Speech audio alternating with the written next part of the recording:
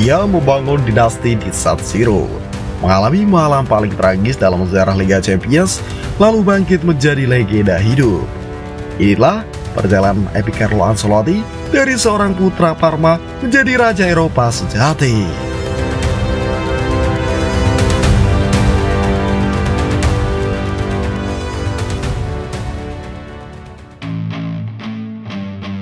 Dari anak petani ke pelatih besar.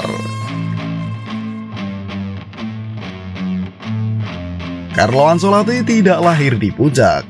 Ia tumbuh di Reggiolo, kota kecil di Italia Utara, sebagai anak petani yang hidupnya dipenuhi kerja keras dan kesederhanaan.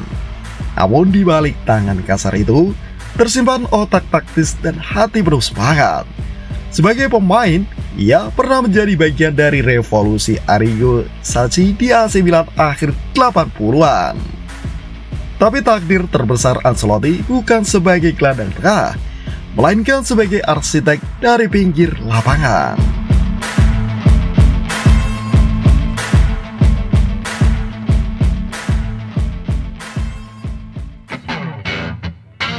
Milan yang pincang dan harapan yang datang.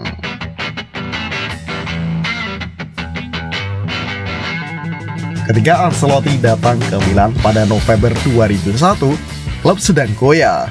Warisan agung Franco Baresi dan Marco van Basten sudah jauh tertinggal. Milan belum juara Liga sejak 1999, dan terakhir kali menjuarai Liga Champions adalah pada 1994. Tapi Ancelotti tidak datang dengan janji manis, ia datang dengan kerja. Dia membentuk ulang fondasi Milan. Ia menaruh Pirlo di posisi lebih dalam, bukan sebagai playmaker klasik, tapi sebagai regista. Inovasi yang mengubah wajah taktik modern.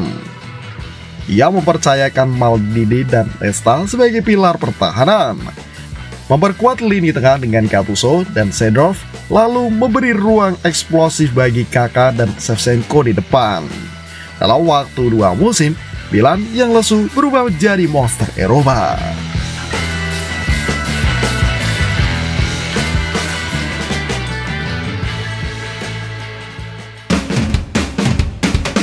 Malam keemasan di Old Trafford.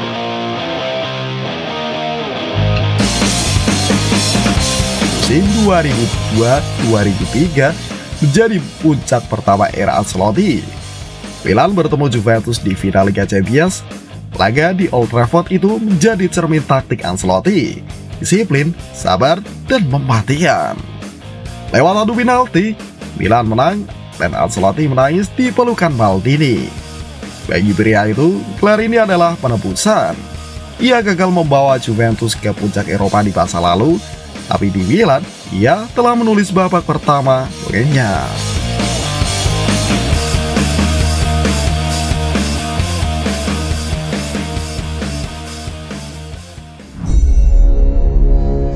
Tragedi Istanbul yang membelah sejarah, namun sejarah tidak selalu ditulis dengan tinta emas.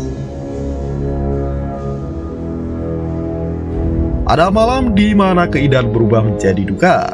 Final 2005 di Istanbul adalah malam itu. Milan tampil seperti dewa sepak bola di babak pertama, unggul 3-0 atas Liverpool dengan permainan yang nyaris sempurna. Tapi dalam 6 menit, gila di babak kedua, segalanya runtuh. 3 gol Liverpool, adu penalti, dan kekalahan yang menyayat. Ancelotti berdiri diam di pinggir lapangan. Ia tak menangis, tak berteriak, tapi dunia tahu hatinya sangat hancur. Banyak pelatih yang tak pernah pulih dari tragedi semacam itu, tapi Ancelotti bukan pelatih biasa.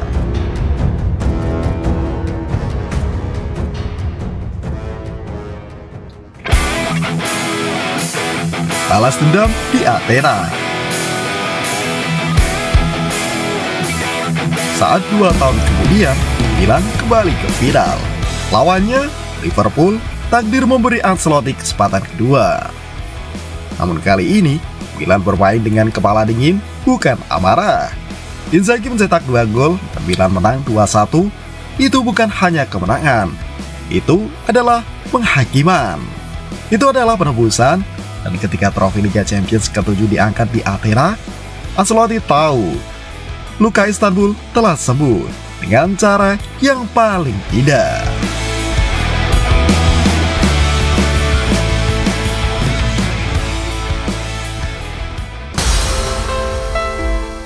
Filosofi sang maestro. Carlo Ancelotti bukan pelatih revolusioner, tapi ia adalah pelatih yang paham manusia. Ia tidak membentuk pemain untuk taktiknya, tapi membentuk taktik dari karakternya. Itulah mengapa pemain seperti Pirlo, Seedorf, hingga Kakak berkembang di bawahnya. Mereka tidak dibentuk menjadi robot, mereka menjadi seniman dalam sistem yang disiplin. Formasi 4-3-1-2 miliknya bukan sekadar angka, tapi simfoni. Ia menciptakan keseimbangan antara kontrol, agresi, dan kebebasan. Ia tidak berteriak di pinggir lapangan, ia tenang, karena ia tahu timnya sudah mengerti.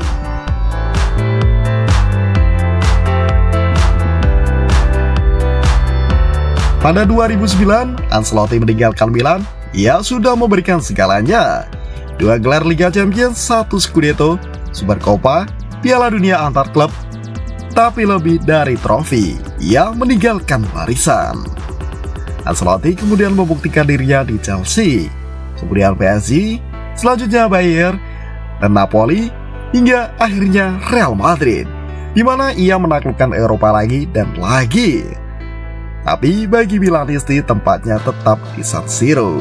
Ia bukan hanya pelatih, ia adalah bapak spiritual dari era terakhir kejayaan Milan.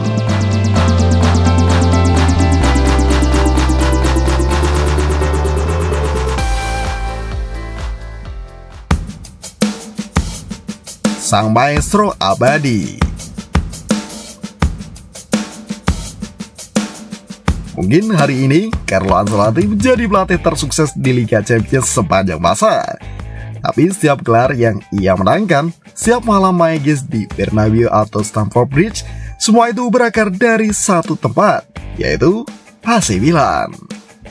Di sanalah ia menemukan dirinya, di sanalah ia menulis simfoni pertamanya. Dan di sanalah dunia menyadari bahwa pria tenang dari Reggiolo ini bukan hanya pelatih. Ia adalah maestro sepak bola dunia.